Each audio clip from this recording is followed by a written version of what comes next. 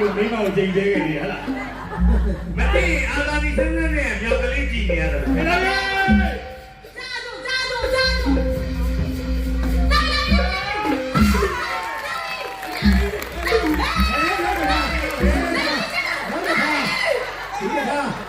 ဒီကျွန်တော်ခွင့်ရလာတော့ပြီပါ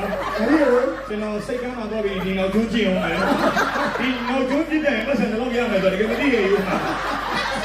နိုင်ပြကတော့လို့